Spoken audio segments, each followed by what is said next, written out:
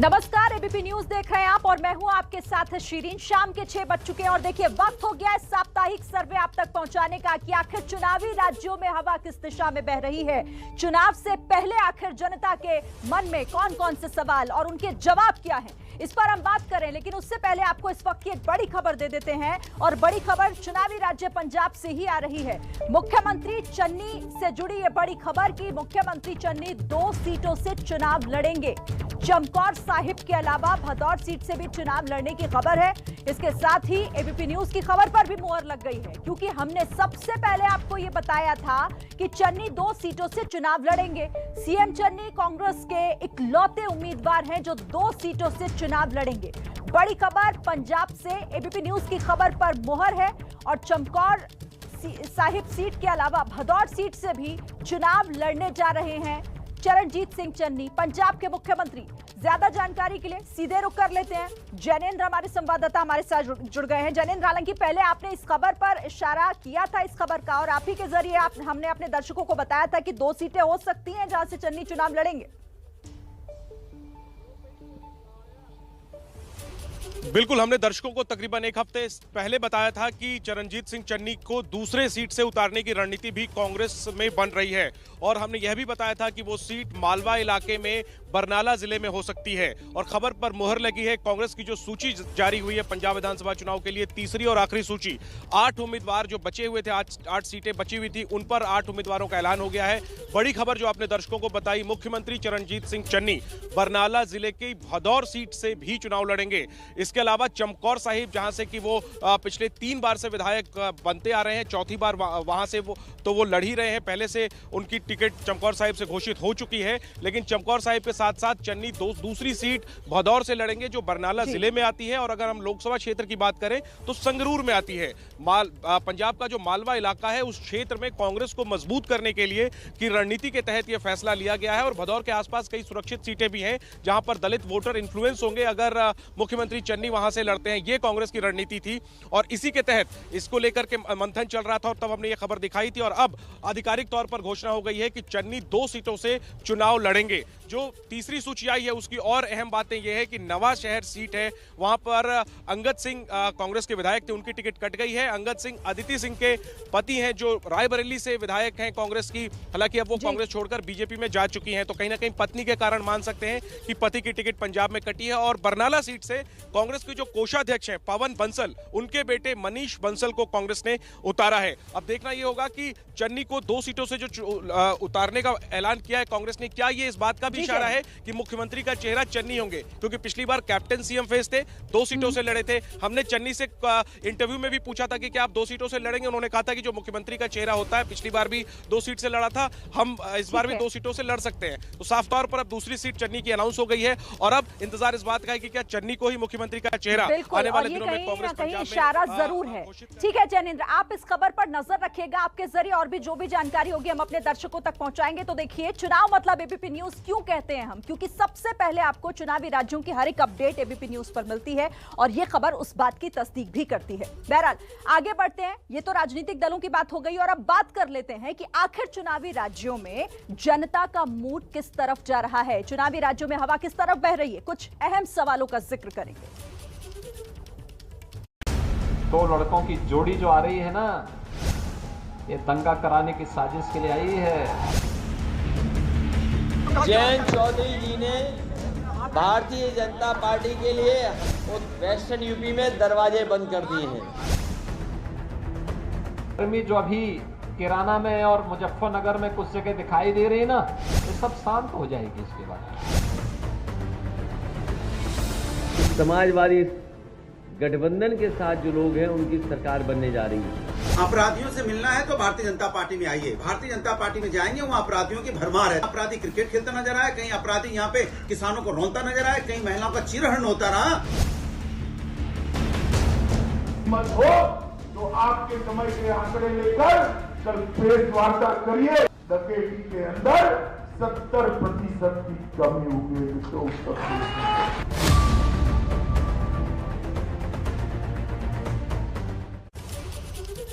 तो चुनावी राज्यों की बात कर लेते हैं और देखिए सबसे पहले हम बात करेंगे उत्तर प्रदेश की और उत्तर प्रदेश में भी पश्चिमी यूपी का हाल जानेंगे क्योंकि पश्चिमी यूपी में इस वक्त गहमा गहमी जोरों पर है। सबसे पहले वहीं से चुनावों की शुरुआत होने जा रही है।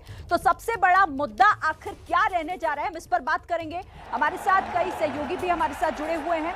हमारे वरिष्ठ सहयोगी राजकिशोर और राजनीतिक विश्लेषक मनीषा प्रियम भी हमारे साथ होंगे और ग्राउंड पर भी हम चलेंगे जनता के मन की बात को जानने के लिए। लेकिन सबसे पहले पश्चिमी यूपी में सबसे बड़ा मुद्दा क्या है, आपको ये बता देते हैं कि आखिर जनता इसे लेकर क्या सोच रही है। पश्चिमी उत्तर प्रदेश में सबसे बड़ा मुद्दा क्या, ये देखिए, ये बहुत महत्वपूर्ण सवाल कि आखिर पश्चिमी यूपी में क्या चल रहा है जनता के मन में, उनके लिए मुद्दे क्या अहम है। तो यहाँ देखिए, कैराना, किसान और पता नहीं, कैराना कहने वाले लोग 21% हैं जिनको लगता है कि ये सबसे बड़ा मुद्दा है पश्चिमी यूपी में। लेकिन किसान, जो कि एक मुद्दा बहुत बड़ा काफी समय से चलता आ रहा है पश्चिमी यूपी में, 48% जनता मानती है कि 48% लोगों को लगता है कि किसान सबसे बड़ा मुद्दा पश्चिमी यूपी में रहने जा रहा है। हालांकि 31% ऐसे भी हैं जो कह रहे हैं कि उन्हें नहीं मालूम कि आखिर क्या मुद्दा इस बार चुनावों में पश्चिमी यूपी में है। लेकिन 21% के साथ कैराना और 48% किसान, इसका मतलब यहां पर यह हुआ कि 48% यानी सबसे ज्यादा लोग जो हैं वो किसानों को एक बड़ा मुद्दा मान रहे हैं और वो ये मानकर चल रहे हैं कि किसान इन चुनावों में बहुत बड़ा मुद्दा पश्चिमी उत्तर प्रदेश में रहने जा रहा है। चलिए सीधे रुक कर लेते हैं अब ग्राउंड जीरो का। कई सहयोगी हमारे साथ बने हुए हैं और हापुड़ का रुक करते हैं। प्रफुल्ल श्रीवास्तव हमारे सहयोगी हापुड़ में इस वक्त मौजूद है। प्रफुल्ल, ये तो सर्वे तो ये कह रहा है कि किसान सबसे बड़ा मुद्दा है, आप जरा जनता से भी बात कीजिए, आपके साथ राजनीतिक दलों के जो प्रतिनिधि हैं वो भी होंगे, वो इसे लेकर क्या कह रहे हैं। बिल्कुल, देखिए, मैं इस समय हापुड़ में हूं जहां पर अब से कुछ देर पहले योगी आदित्यनाथ यहां पर आए थे प्रचार करने के लिए। 3 सीटें आती हैं, उसमें से एक सीट पर थे और हम जनता से जानेंगे कि आखिर उनके लिए मुद्दे क्या हैं। हमारे साथ बीजेपी के यहां पर जिला अध्यक्ष मौजूद हैं और बाकी दलों के भी हमने लोगों को बुलाया था, कुछ देर में आ जाएंगे। लेकिन सबसे पहले इनसे ही पूछते हैं, ये बताइए, हाँ सर्वे कहता है कि किसान एक बड़ा मुद्दा है, यहाँ पर मुद्दे क्या हैं आपके लिए? देखिए, यहाँ पर जो मुद्दा है वो सबसे बड़ा लोगों के लॉ एंड ऑर्डर का है और उस मुद्दे पर यहाँ चुनाव है। किसान मुद्दा नहीं है आप लोगों के लिए? किसान बहुत बड़ा मुद्दा नहीं है क्योंकि यहाँ पे बहुत ज़्यादा जो चीज़ें थी किसानों के हित में, किसान आंदोलन का भी यहाँ बहुत ज़्यादा हापुड़ में असर नहीं था। यहाँ पर केवल लॉ एंड ऑर्डर को लेकर मुद्दा था और उसी मुद्दे पर चुनाव हो रहा है। सिर्फ लॉ एंड ऑर्डर मुद्दा? हम लोगों से बात करते हैं, ये बताइए आपके लिए इस बार जब चुनाव है तो मुद्दे क्या हैं आपके लिए? जी, लॉ एंड ऑर्डर। क्या दिक्कत? लॉ एंड ऑर्डर का ही मुद्दा है यहाँ पर, किसान का मुद्दा नहीं है। आपके लिए सिर्फ लॉ एंड ऑर्डर मुद्दा है और कोई मुद्दा ही नहीं है? रोजगार ये सब कोई मुद्दा ही नहीं है? विकास ये सब? रोजगार तो बहुत मिल रहा है बीजेपी की सरकार में। तो ये बताइए आपके लिए इस बार अब चुनाव है तो मुद्दे क्या है? आप तो युवा है, वोट डालने के, तो मुद्दे क्या है आपके दिमाग में? मुद्दे यही हैं कि टोल फ्री करा जाए, ये तिलकवा का टोल जो है, टोल मुद्दा है। ये बताइए आपके लिए क्या मुद्दे हैं इस बार जब चुनाव है? चुनाव में बीजेपी सरकार आए, पीछे से हम इससे जुड़े हुए हैं। मुद्दे क्या है? मुद्दे बताइए ना, आप अपना मन में बताइए, मुद्दे बताइए क्या मुद्दा? तो बस सब किसान जो लोगों के लिए यहाँ पर कानून व्यवस्था एक बड़ा मुद्दा है, किसान भी हो सकता है, लेकिन लोग यहाँ पर जिनसे हमने बात की वो उनसे यही कहना है कि जो लॉ एंड ऑर्डर है वो उनके लिए सबसे बड़ा मुद्दा है यहाँ पे। तो यानी हापुड़ की जनता जो कि यहाँ पर कह रही है कि यहाँ पर जो कानून व्यवस्था है वो लोगों के लिए एक बहुत बड़ा मुद्दा है। राजकिशोर जी भी हमारे साथ है। राजकिशोर जी, आपका कॉमेंट इस पर, क्योंकि किसान एक बड़ा मुद्दा होगा पश्चिमी उत्तर प्रदेश में, ये तो सब जानते थे, सर्वे भी यही कह रहा है 48%। बिल्कुल, और देखिए शिरीन, किसान हमेशा पश्चिमी उत्तर प्रदेश में बड़ा मुद्दा रहा है। गन्ना किसान यहाँ पर ना सिर्फ गन्ना लॉबी बहुत सशक्त रही है बल्कि राजनीतिक तौर पर बहुत ज्यादा ताकतवर रही और उसका शुरू से यहाँ पर प्रभाव रहा है। और फिर अभी किसान आंदोलन के बाद ये 48% जो ये आ रहा है ये बहुत स्वाभाविक भी लग रहा है। और 8 साल बाद भी अगर कैराना अभी मुद्दा बन पा रहा है तो ये भी अपने आप में आश्चर्य का विषय है। लेकिन सबसे बड़ा प्रश्न ये है कि भारतीय जनता पार्टी की जो कोशिशें हैं लॉ एंड ऑर्डर को चुनावी मुद्दा बनाने की, अभी जो अपने सहयोगी प्रफुल्ल दिखा रहे थे, हापुड़ थोड़ा शहरी इलाका है। जब आप किसानों की तरफ, जाट बेल्ट की तरफ जाएंगे, खासतौर से मेरठ के आगे बढ़ेंगे, बागपत मुजफ्फरनगर की तरफ अगर आप जाएंगे तो वहां पर ये सारा मुद्दा ज्यादा राजकिशोर जी, मैं आपको रोकना चाहती हूँ, हम इस पर आगे बात करेंगे, मैं आपको यहाँ पर रोकना चाहूंगी। और अजय दुबे जो कि इस वक्त टावा में मौजूद है, सीधे उनका रुख कर लेते हैं। उनके साथ समाजवादी पार्टी के अध्यक्ष अखिलेश यादव मौजूद हैं। समाजवादी पार्टी के मुखिया अखिलेश यादव कल मैनपुरी के करहल के लिए नामांकन करेंगे। नामांकन से पहले अब अपने गृह जिले में पहुंचे हैं, घर पर पहुंचे हैं, साथ हमारे मौजूद हैं घर से ही। अखिलेश जी, ये ऊर्जा घर की, अब तो आप नामांकन करने जा रहे हैं घर से कुछ कदम की दूरी पर, कैसा लग रहा है यहाँ पर? करहल विधानसभा क्षेत्र नेताजी के क्षेत्र में आता है और बिल्कुल घर के पास के क्षेत्र है ये। यहाँ की जनता का धन्यवाद, यहाँ के जनप्रतिनिधियों का धन्यवाद और यहाँ के संगठन के लोगों का मैं धन्यवाद देता हूँ कि जो हम मुझे मौका दे रहे हैं करहल में पहली बार विधानसभा चुनाव लड़ने का। स्वाभाविक है, विधानसभा में काम भी हुआ है और मैं ये भरोसा दिला सकता हूँ कि करहल विधानसभा एक उदाहरण विधानसभा बनेगी विकास के लेकर के, कि हाँ, अगर किसी विधानसभा में विकास हो तो ऐसा विकास हो, अगर वहाँ की जनता मुझे मौका देती है चुनाव जीतने का। अच्छा, आपने अभी कुछ देर पहले ही ट्वीट किया सर कि हम सारा चैलेंज एक्सेप्ट करते हैं। किस चैलेंज की तरफ इशारा कर रहे हैं आप? मन में क्या है आप? सवाल ये कि भारतीय जनता पार्टी बहस विकास पे नहीं करना चाहती है।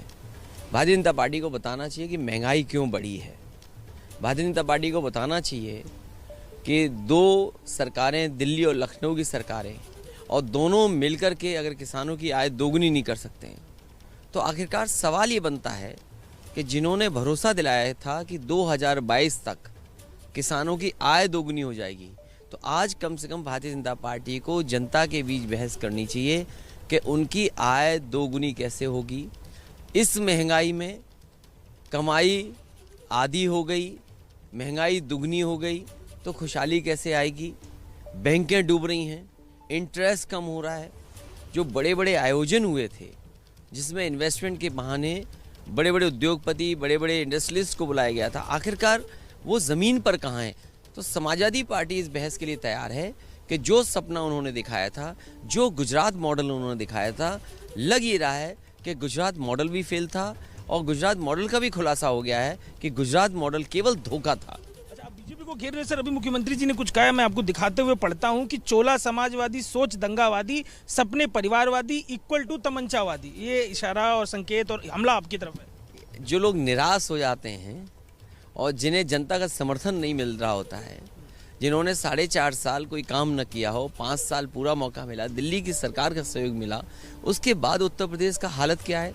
स्वास्थ्य सेवाएं ठप रहीं, शिक्षा व्यवस्था चौपट हो गई, आज बच्चे नहीं पढ़ पा रहे हैं, आगे की पढ़ाई नहीं कर पा रहे, कॉलेज यूनिवर्सिटी बंद हो गई, नौकरी रोजगार नहीं है, सबसे ज़्यादा छात्र अपमानित हुए। अभी हाल ही में प्रयागराज में कितना नौजवानों के साथ क्या व्यवहार हुआ, बट से मारे गए, दौड़ा के लाठी मारी गई, न जाने कितनों पे मुकदमा लग गया, हज़ारों अज्ञात में डाल दिए। तो कम से कम मुख्यमंत्री जी को ये सोचना चाहिए, ये तुकबंदी से सरकार नहीं बनेगी। ये जो कहीं ना कहीं से तुकबंदी की जा रही है, तुकबंदी नहीं, यहाँ चाहिए असली काम। और जनता चाह रही है कि डबल इंजन की सरकार की उपलब्धि क्या है? डबल इंजन की सरकार की उपलब्धि तमंचा नहीं हो सकती।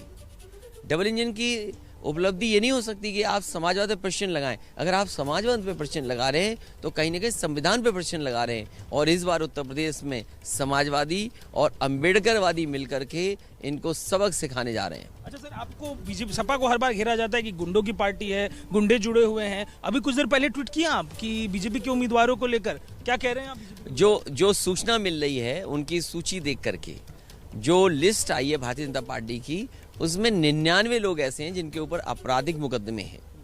तो अब इन्हें केवल एक और लाना, सेंचुरी लग जाएगी इनकी। तो कम से कम भारतीय जनता पार्टी जो दूसरों पे सवाल करती है, कम से कम अपने को आईने में तो देखें कि आखिरकार वो कैसी सूची बना रहे हैं। आप सब मुख्यमंत्री जी को घेर रहे थे जब ऐलान हुआ कि गोरखपुर जाकर लड़ेंगे, बीजेपी इस पर आपको भी घेर रही थी, सब पूरी प्रक्रिया चली, अब आप नामांकन करने घर पर आए हैं। दोनों जो मुख्य नेता हैं उत्तर प्रदेश की राजनीति में, दोनों अपने घर घर पर जाके इलेक्शंस लड़ रहे हैं, अपने चुनावों के लिए गए हैं। आप कैसे देख रहे हैं? एक बार जरा इस पर फिर से एक बार जवाब लूंगा। सेफ सीट की या फिर घर की मन की बात क्या था? मैं मुख्यमंत्री जी से पहले चुनाव लड़ना चाहता था, तो मुझे उनके चरण से पहले ये चरण चुनाव दिखाई दे रहा है और मुझे किसी ने भेजा नहीं है। वो भारतीय जनता पार्टी के सदस्य नहीं है। मुख्यमंत्री जी क्या भारतीय जनता पार्टी के सदस्य हैं? वो तो न जाने कहाँ से टिकट मांग रहे थे। वो टिकट मांग रहे थे, यहाँ जनता लड़ाना चाहती है। तो अगर जनता ने कहा, करहल के विधायक, करहल के और कुछ लोगों ने अगर ये कहा कि आप यहाँ से लड़ें, तो दोनों में फ़र्क देखिए आप। वहाँ टिकट मांगी जा रही थी, कभी अयोध्या से, कभी मथुरा से, कभी प्रयागराज से, कभी देवन से, और टिकट कहाँ की मिली? भारतीय जनता पार्टी ने टिकट दिए। वो टिकट खुद नहीं लाए और वो भारतीय जनता पार्टी के सदस्य नहीं है। क्या वो भारतीय जनता पार्टी के सदस्य हैं? इसका जवाब किसके पास है? पेगासस को लेकर विवाद है। कल न्यूयॉर्क टाइम्स में जिस तरीके से संपादकीय था कि जब हथियारों की डील हुई है, पेगासस की भी डील तब हुई है, उस पर कुछ कोट करेंगे आप? देखिए, भारतीय जनता पार्टी हर एक के मोबाइल में घुस जाएगी। व्हाट्सएप के माध्यम से तो पहले ही घुसे हुए थे मोबाइल में। अब ये जानना चाहते हैं कि आखिरकार दो व्यक्ति प्राइवेट बातें क्या कर रहे हैं। भारतीय जनता पार्टी पे आखिरकार फुर्सत कितनी है? और फिर केवल आम जनता के मोबाइल सुनना नहीं, जो वरिष्ठ अधिकारी हैं, वरिष्ठ आईएएस हैं, जो जिम्मेदार पदों पे बैठे हैं, इससे खराब काम क्या हो सकता है कि वो अपने ही लोगों की सुन रहे हैं फ़ोन पर, अपने ही लोगों की जानकारी हासिल कर रहे हैं। इससे बड़ा दुर्भाग्य देश का क्या हो सकता है? अपने निजी जो उपकरण है, निजी जो अकाउंट्स हैं, उनको लेके भी कोई थ्रेट फील करते हैं? कुछ ऐसा आपने निजी अनुभव ऐसा किया हो? नहीं, मुझे थ्रेट नहीं है, लेकिन भारतीय जनता पार्टी अगर अपने ही सरकार में जो सरकार चलाने में मदद कर रहे हैं, काम करने में मदद कर रहे हैं, उनकी क्या जानकारी हासिल करना चाहते हैं? ये तो भारतीय जनता पार्टी को जवाब देना पड़ेगा। सरकार में रह करके उंगली उठ रही है उनके ऊपर। अमेरिका बता रहा है, अमेरिका के अखबार बता रहे हैं कि आप जासूसी कर रहे हैं। आखिरकार ये जासूसी क्यों? और फिर जासूसी किसकी? जो उनके साथ काम कर रहे हैं। तो कितनी घबराई हुई भारतीय जनता पार्टी। यहाँ पर आप बात कर रहे हैं सर, आपके साथी हैं चौधरी जी, जयंत चौधरी जी, उनको भी मुलाकात के लिए बुलाया जा रहा है। ये जो मुलाकातों के लिए आमंत्रण है, कैसे देख रहे हैं आप इसको? ये कुछ नहीं है। जो लोग चुनाव हार जाते हैं वो यही रास्ता अपनाते हैं, कन्फ्यूज़न का, धोखे का। भारतीय जनता पार्टी आज से धोखा नहीं दे रही। जिन्होंने सच्चे दिन का कहा हो, अच्छे दिन का कहा हो, धोखा मिला।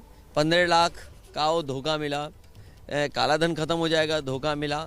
जीएसटी सरलीकरण व्यापार हो जाएगा, वो धोखा मिला। बैंक्स मजबूत हो जाएंगी, बैंक्स बिक गई, वो धोखा मिला। अर्थव्यवस्था को धोखा मिला। ये धोखा देने वाले लोग हैं। तो ये चुनाव से पहले जानबूझ करके इस तरह की बात करते हैं। ये स्ट्रेटजी है इनकी कि दूसरे को ऊपर आरोप लगाएं और घबराए हुए खुद हैं। इनकी घबराहट की बात करें, मैं एक आखिरी सवाल लूंगा सर।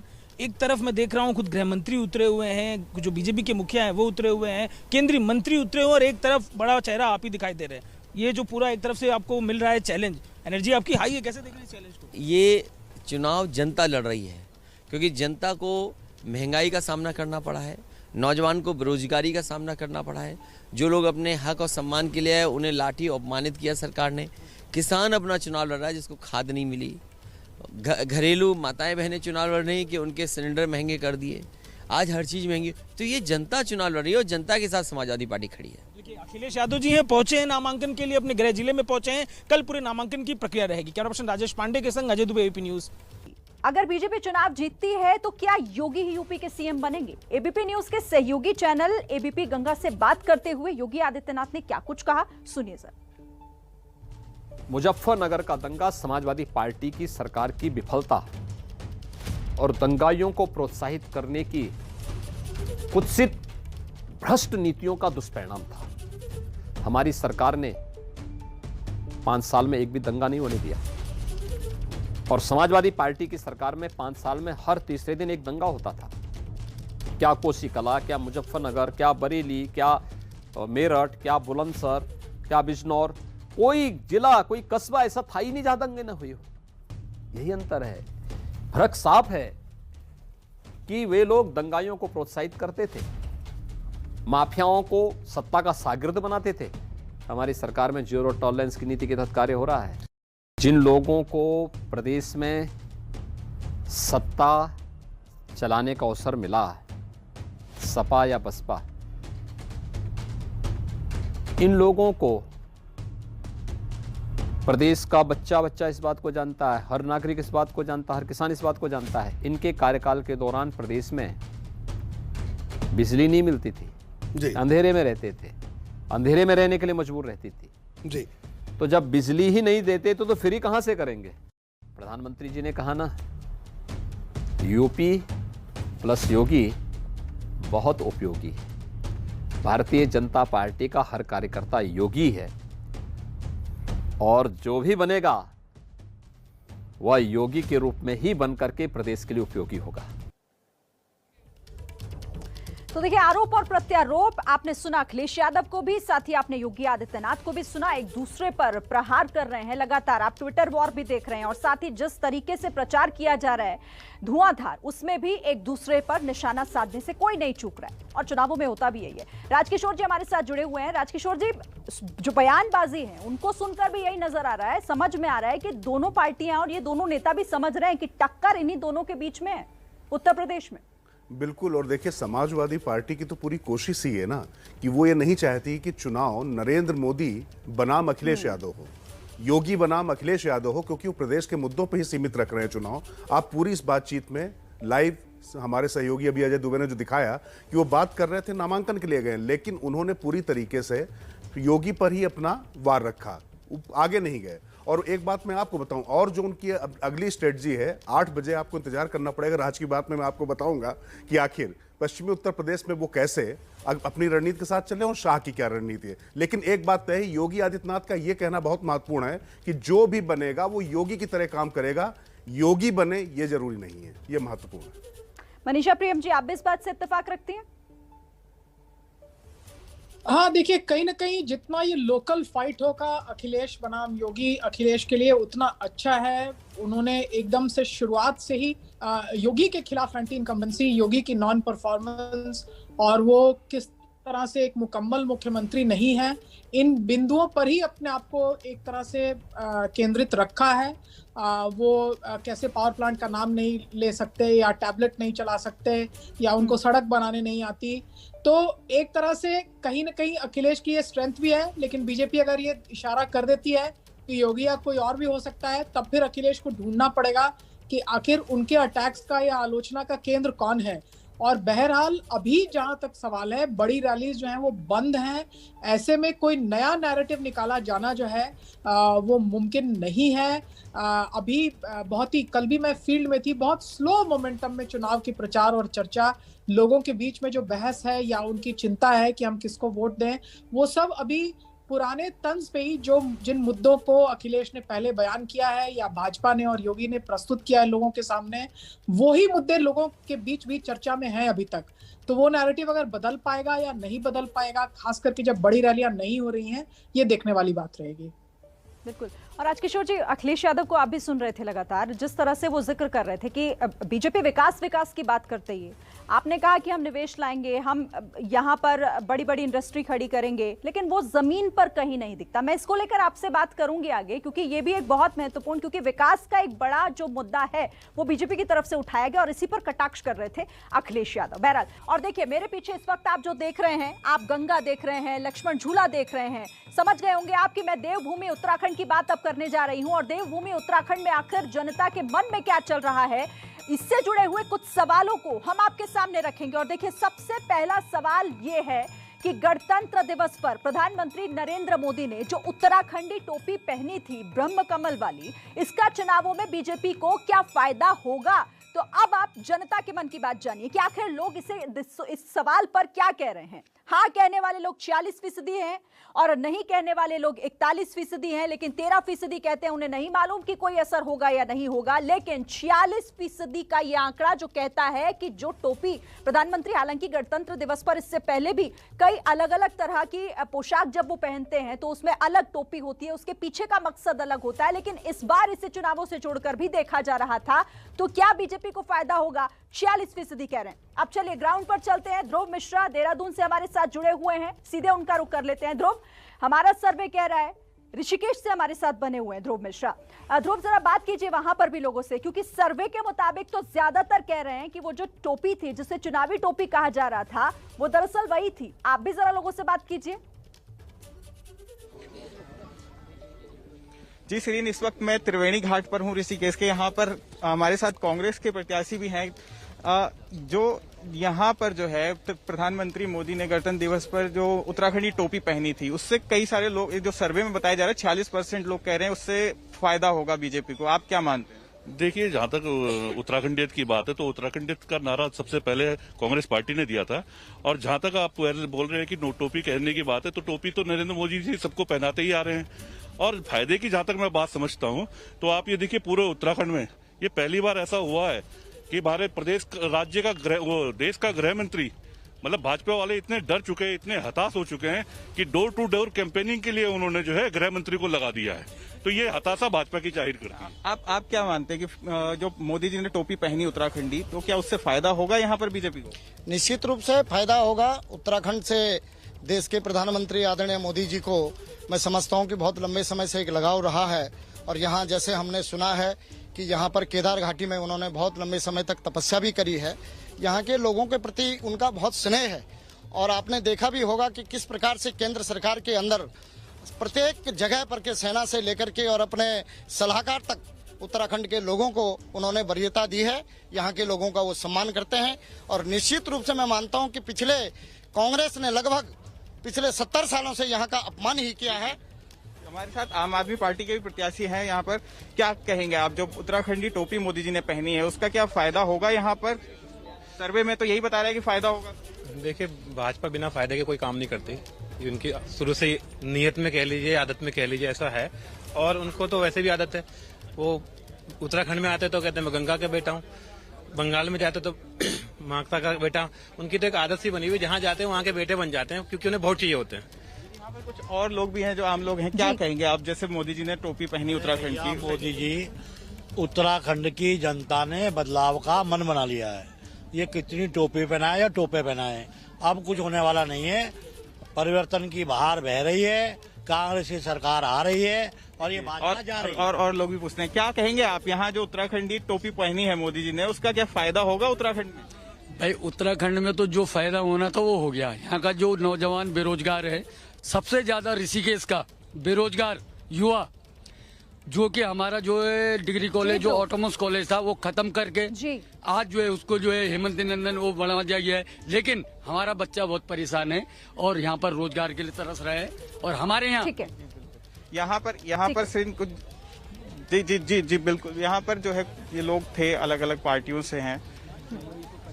ठीक है ध्रुव, आप रहिए, और भी सवाल होंगे जिसके बाद मैं आपके पास आऊंगी। लेकिन यहाँ पर उत्तराखंडी टोपी का क्या चुनावों में फायदा होगा, जो प्रधानमंत्री नरेंद्र मोदी ने गणतंत्र दिवस के मौके पर पहनी थी? 46% हाँ कह रहे हैं। राजकिशोर जी, आपका आकलन क्या कहता है? फर्क पड़ता है, असर पड़ता है? देखिए शिरीन, उत्तराखंड छोटा राज्य है, पर्वतीय राज्य, अपनी पहचान, अपनी अस्मिता को लेकर वो संघर्ष करके अपने आप को अलग बना पाया। तो निश्चित तौर पर कई बार ये भावनात्मक मुद्दे होते हैं, पहचान से जोड़ना उनको अच्छा लगता है, लेकिन सिर्फ टोपी पहनकर ही सारे वोट नहीं बटोरे जा सकते। ये हमारे जब सहयोगी ध्रुव वहां पर बात कर रहे थे, साफ साफ समझ में आया। क्योंकि जो स्थानीय सरकार है, उसने 5 साल सरकार चलाई है, उसमें उन्होंने किस तरीके से परफॉर्म किया है, तो भले ही जो एंटी इनकम्बेंसी को ढकने के लिए मोदी की जो छवि रही आन बान शान वाली, क्योंकि उत्तराखंडी फौजी में बहुत है और उनके लिए ये सब मुद्दे बहुत महत्वपूर्ण होते हैं, लेकिन जो स्थानीय मुद्दे हैं वो सिर्फ एक टोपी पहनने से नहीं बदल जाएंगे शिरीन। बिल्कुल, हालांकि उसका असर क्या होगा ये देखना होगा। ठीक है, आप रहिए हमारे साथ। लेकिन यहाँ पर क्योंकि सवाल बहुत सारे हैं और ये बताते हैं सवाल कि आखिर इन्हें लेकर जनता क्या सोच रही है। परिवर्तन की बयार जो विपक्ष कहता है, या फिर सरकार के विकास की राह पर आगे बढ़ेगा उत्तराखंड? और रामनगर से टिकट देकर क्या हरीश रावत की जो सीट बदली गई है, इस बार हरीश रावत की सीट बदल देना, क्या इससे कांग्रेस को फायदा होने जा रहा है या फिर नुकसान? ये अगला सवाल है और बहुत महत्वपूर्ण सवाल। हरीश रावत बड़ा चेहरा है कांग्रेस का उत्तराखंड में, और इससे क्या फायदा होगा या फिर नुकसान? तो 39% ऐसे लोग हैं जो कह रहे हैं कि ये फायदा होगा, लेकिन नुकसान कहने वालों का आंकड़ा ज्यादा दिखाई दे रहा है। 42% को लगता है कि नुकसान होगा इससे कांग्रेस को, लेकिन 19% ऐसे हैं जो कह रहे हैं कि हमें नहीं मालूम फायदा होगा या फिर नुकसान होगा। लेकिन 42% जो ये कह रहे हैं कि यहां पर नुकसान होगा। मनीषा प्रियम जी भी हमारे साथ बनी हुई है। मनीषा प्रियम जी, आपको क्या लग रहा है? सीट बदल दी गई हरीश रावत की, आंकड़े ये कह रहे हैं 42%, सर्वे कहता है कि नुकसान होगा। आपको क्या लग रहा है कि इससे नुकसान होगा या फायदा? एक बार सवाल फिर से रिपीट कीजिए प्लीज। मनीषा प्रियम जी, जिस तरीके से हरीश रावत की सीट इस बार बदल दी गई है, कांग्रेस अपना फायदा इसमें देख रही थी या फिर नुकसान? लेकिन जनता ये कह रही है कि 42% जनता नुकसान बता रही है कि इससे कोई फायदा नहीं बल्कि नुकसान होने जा रहा है उत्तराखंड में कांग्रेस को। नहीं, हरीश रावत को एक छवि दी जा रही थी कि बिल्कुल आश्वस्त रूप से वो लीड कर रहे हैं रेस को, भाजपा के खिलाफ भी और कांग्रेस की तरफ से भी। तो इस तरह से अचानक एक सीट बदला जाना, कुछ न कुछ तो है ऐसा, ये बाहर से अनुमान होता है कि कांग्रेस की अंदरूनी जो लड़ाई झगड़े हैं उन सब का कहीं ना कहीं व्यापक असर है।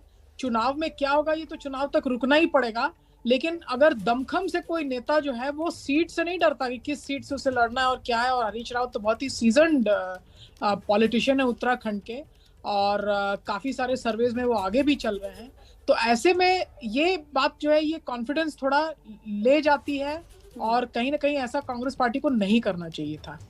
बिल्कुल, और कहीं ना कहीं वो लोगों को भी समझ में आ रहा है, और उसी का ये आंकड़े बताते हैं कि आखिर उनके मन में क्या चल रहा है। बहरहाल अब हम अगले सवाल की तरफ रुख कर लेते हैं।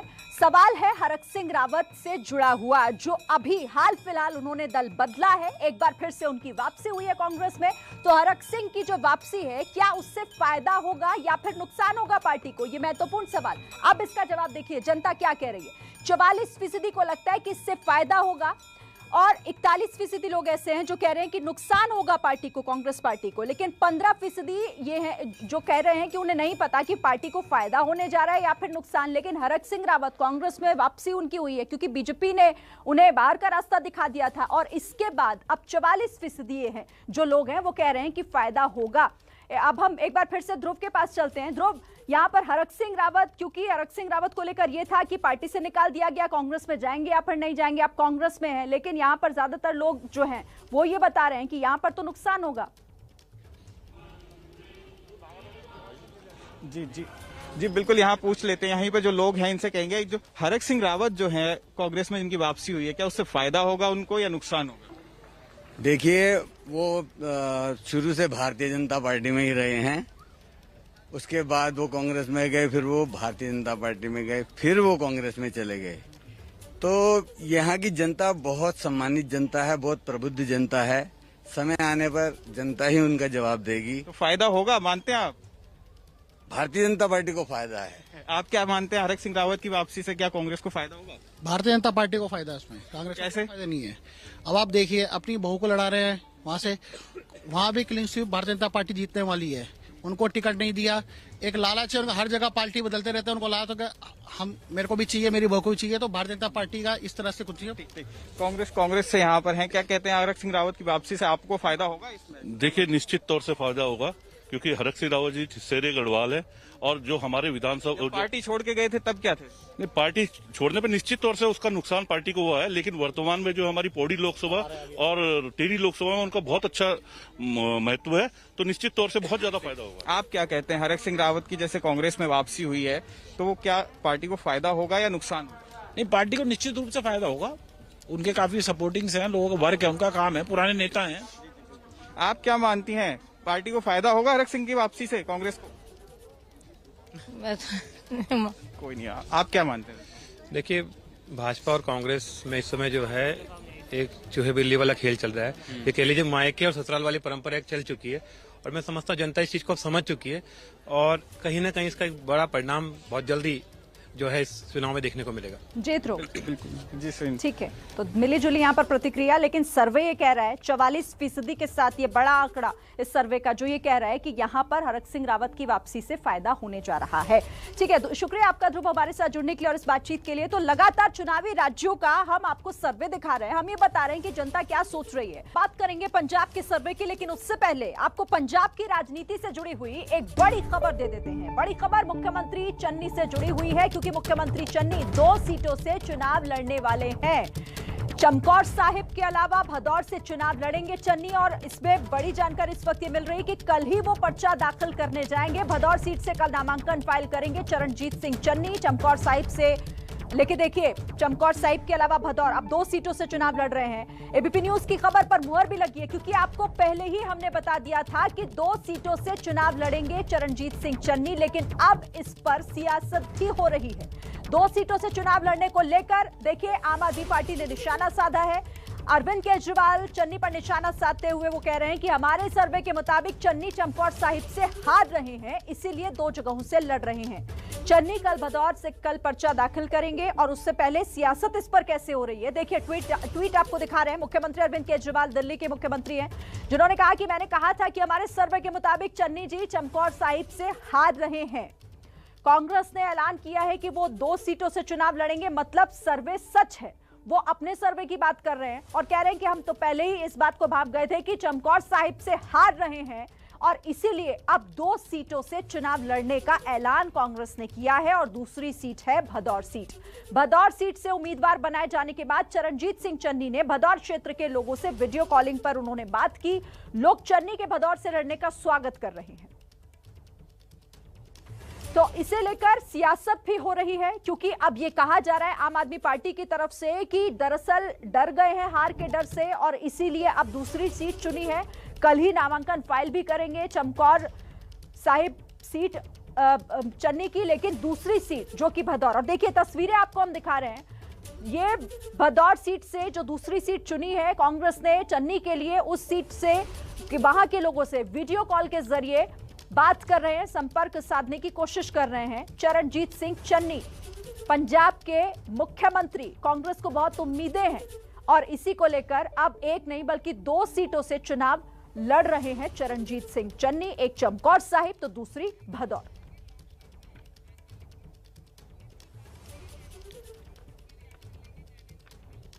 सीधे रुक कर लेते हैं, जैनेंद्र हमारे सहयोगी इस वक्त हमारे साथ जुड़ गए हैं, ज्यादा जानकारी उनके पास है। जैनेंद्र, देखिए एबीपी न्यूज की खबर पर मोहर तो है ही, लेकिन कल ही जा रहे हैं भदौर नामांकन फाइल करने के लिए चरणजीत सिंह चन्नी।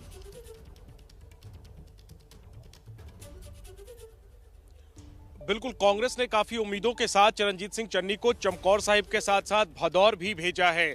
मालवा इलाके में कांग्रेस की स्थिति को मजबूत करने की रणनीति के तहत चरणजीत सिंह चन्नी को 2 सीटों से लड़ाया जा रहा है। चरणजीत सिंह चन्नी दलित समाज से आते हैं और भदौर सीट तो सुरक्षित है ही, उसके आसपास कई और सुरक्षित सीटें हैं। उन तमाम इलाकों में कांग्रेस के ग्राफ को ऊपर करने के लिए की रणनीति के साथ चन्नी को सीएम 2 सीटों से लड़ाया जा रहा है। तो जैसे ही शाम के वक्त अनाउंसमेंट हुई है, उसके कुछ देर बाद ही ये जानकारी दी गई है कि 11 बजे कल चन्नी जो है वो भदौर से नामांकन दाखिल करेंगे। तो जाहिर सी बात है, जिस मोमेंटम को हासिल करने के लिए कांग्रेस ने ये रणनीति के तहत दूसरी सीट अनाउंस की है, उसी के तहत अब अगले ही दिन चन्नी जो है वो नामांकन करने के लिए भदौर पहुंच रहे हैं। और जैसे ही घोषणा हुई है उसके बाद चन्नी की जो मीडिया टीम है उन्होंने एक वीडियो जारी किया है जिसमें चन्नी वीडियो कॉल के जरिए बात कर रहे हैं भदौर सीट के वोटरों से और काफी खुश नजर आ रहे हैं चन्नी। तो देखना ये होगा हालांकि कि चमकौर साहिब के साथ साथ क्या भदौर से भी वो कांग्रेस को जीत दिलाएंगे और क्या पूरे पंजाब की, हालांकि उन पर दारोमदार है, पूरे पंजाब की जिम्मेदारी है, क्या चन्नी जो है वो पूरे पंजाब में कांग्रेस को एक बार फिर बहुमत दिला पाएंगे, देखने वाली बात होगी। लेकिन जाहिर है भदौर पर फोकस जो है वो कांग्रेस ने किया और उसके आसपास के तमाम सीटों को प्रभावित करने की इरादा है कांग्रेस का, और इसीलिए कल आज अनाउंसमेंट हुआ और कल चन्नी जो है वो वहां पर नॉमिनेशन करने के लिए पहुंच रहे हैं। ठीक है जैनेंद्र, आप रहिए हमारे साथ। तो यहाँ पर 2 सीटों से चुनाव लड़ने का ऐलान कांग्रेस ने कर दिया है चरणजीत सिंह चन्नी, और इसके साथ ही वोट बैंक साधने की कोशिश भी की जाएगी। तो भदौर और चमकौर साहिब, इसके अलावा अमृतसर पंजाब की सबसे हॉट सीट किस तरह से बनी हुई है इसका जिक्र कर लेते हैं, और हमारा जो सवाल है वो भी इसी से जुड़ा हुआ है। देखिए अमृतसर में कौन किस पर भारी पड़ेगा। अमृतसर ईस्ट में सिद्धू के सामने मजीठियां हैं, अकाली दल ने मजीठिया को उतारा है मैदान में। तो ये सवाल कि अमृतसर में कौन किस पर भारी पड़ेगा, देखिए आप, सिद्धू 39% कह रहे हैं कि सिद्धू भारी पड़ेंगे, लेकिन 26% मजीठिया के साथ नजर आ रहे हैं, जो अकाली दल ने सिद्धू के सामने उतारा है विक्रम मजीठिया को। लेकिन 22% ऐसे भी हैं जो ये कह रहे हैं कि दोनों ही भारी नहीं पड़ने जा रहे हैं अमृतसर ईस्ट सीट, जो हाई प्रोफाइल सीट बनी हुई है, और 13% ऐसे हैं जो कह रहे हैं कि पता नहीं। सीधे रुक कर लेते हैं, ग्राउंड जीरो पर चलते हैं, हमारे साथ जैनेंद्र बने हुए हैं लगातार। जैनेंद्र, तो अमृतसर ईस्ट सबसे हाई प्रोफाइल, क्योंकि सिद्धू तो टाल ठोक ही रहे हैं, लेकिन यहां पर अकाली दल ने मजीठिया को एक चुनौती के तौर पर उतारा है। लेकिन सर्वे ये कह रहा है कि 39%, यानी सबसे ज्यादा जो दिखाई दे रहा है परसेंटेज, वो सिद्धू के फेवर में जाता हुआ। देखिए ये जो आंकड़ा है वो सिद्धू बनाम मजीठिया का है, लेकिन मैं इस सीट पर 2 दिनों से घूम रहा हूं और यहां लड़ाई सिर्फ सिद्धू बनाम मजीठिया नहीं है। मजीठिया ने यहां से नामांकन भरकर जो है वो दिलचस्पी बढ़ा दी है, इसको सबसे ज्यादा हॉट सीट बना दिया है।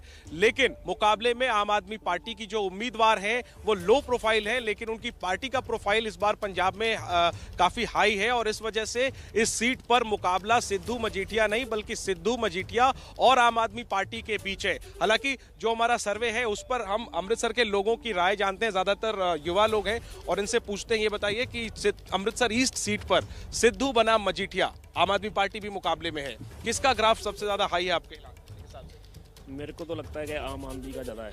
क्योंकि मैंने एक दो जनों से पूछा भी है, सभी का यही कहना है कि हम आम आदमी को इस बार ट्राई करेंगे, क्योंकि वो ऑलरेडी मजीठिया और सिद्धू को तो कांग्रेस और ट्राई कर चुके हैं, लेकिन सभी डिफरेंट चाहते हैं कि कुछ डिफरेंट आए, कुछ डिफरेंट देखना चाहते हैं। लेकिन सिद्धू तो मुख्यमंत्री की रेस में है, कांग्रेस के सीएम फेस के तौर पर अभी वो रेस में, हालांकि फाइनल नहीं हुआ है, तो ये जो कह रहे हैं क्या वो सही है?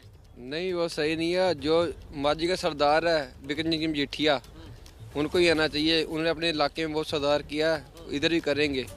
उनके 2 इलाके हैं, फिर क्या हुआ, वो करेंगे। माजी ने तो चुनौती दी है कि मजीठा छोड़कर केवल अमृतसर ईस्ट से लड़िए। आपको लगता है कि मजीठिया में अगर सिद्धू की चुनौती वो स्वीकार करेंगे और केवल अमृतसर ईस्ट सीट से उन्हें लड़ना चाहिए? हाँ, लड़ना चाहिए। लेकिन वो तो 2 सीटों से लड़ रहे हैं। हाँ, लड़ेंगे, क्यों लड़ेंगे, वो जीतेंगे भी, पक्का जीतेंगे। अच्छा, दोनों सीटों से जीतेंगे? हाँ, जीतेंगे। चलिए आप बताइए, अमृतसर ईस्ट सीट पर सिद्धू बनाम मजीठिया, आप किसे ज्यादा दमदार मान रहे हैं? सिद्धू। और इसकी वजह क्या है? वजह ये है कि सच्चा बंदा है, तो सबकी सपोर्ट करता है, तो नशे के खिलाफ लड़ता है, सबसे बड़ी बात है। ठीक है। हाँ। और जो मुकाबला है उनके सामने मजीठिया और आम आदमी पार्टी की जो उम्मीदवार हैं, आप किससे टक्कर मानते हैं अगर आप सिद्धू का समर्थन करते हैं तो? सिद्धू आम पार्टी से। आम पार्टी से। आम पार्टी से टक्कर होगी? हाँ जी। ठीक है, आप बताओ आपकी क्या राय है? अमृतसर ईस्ट सीट पर सिद्धू बनाम मजीठिया बनाम आम आदमी पार्टी, कौन आगे? मजीठिया। सिद्धू से ज्यादा मजीठिया का हाथ है।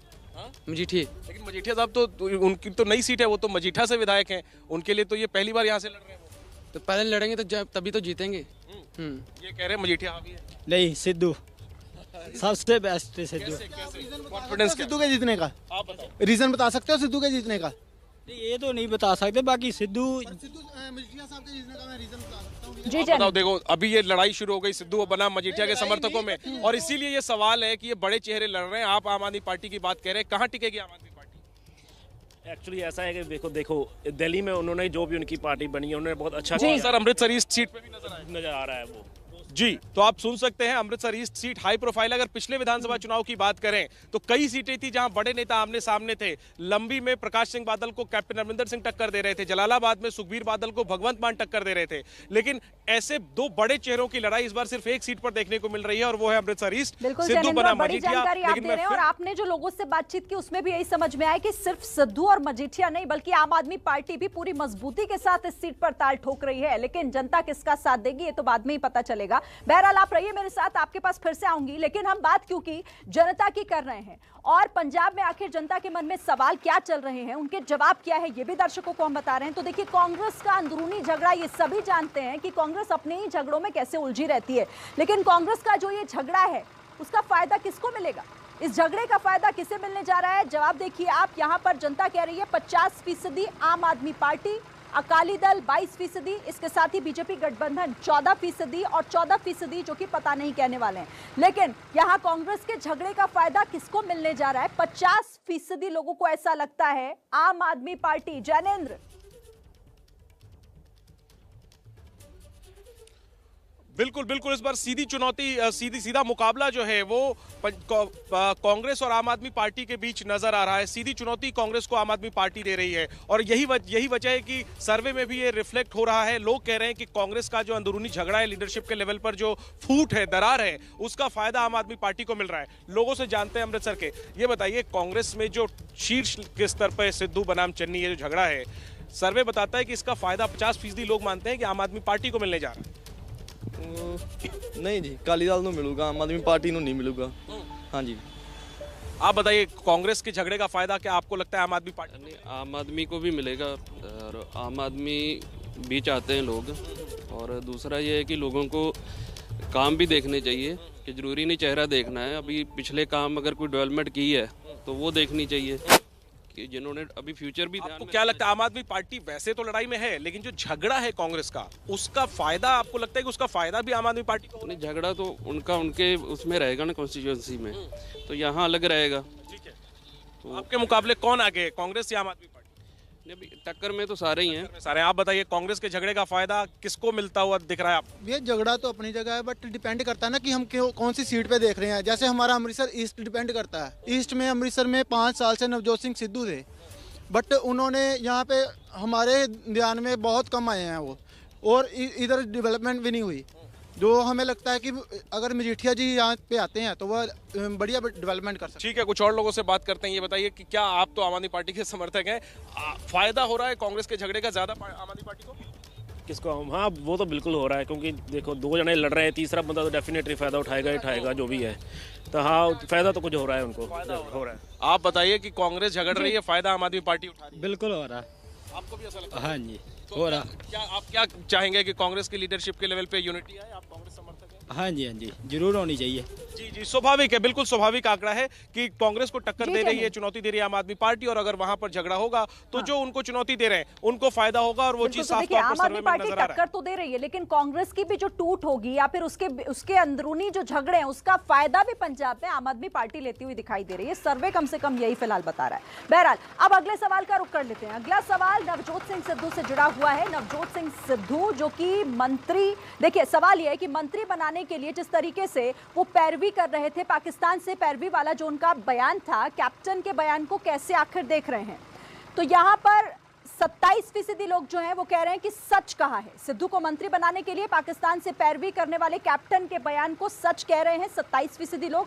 चुनावी बयान से जोड़कर देख रहे हैं 41% लोग, और जो 32% लोग हैं वो कह रहे हैं कि हमें नहीं पता कि इसका असर क्या होगा, वो चुनावी था या फिर वो सच था। लेकिन यहां पर 41% यानी कि ज्यादातर लोग ये कह रहे हैं कि ये जो बयान था जो कैप्टन ने दिया था नवजोत सिंह सिद्धू को लेकर, वो दरअसल एक चुनावी बयान था।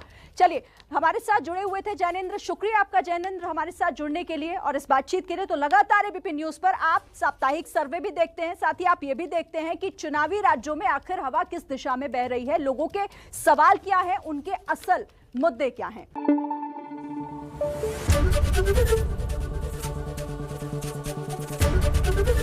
एबीपी न्यूज आपको रखे आगे।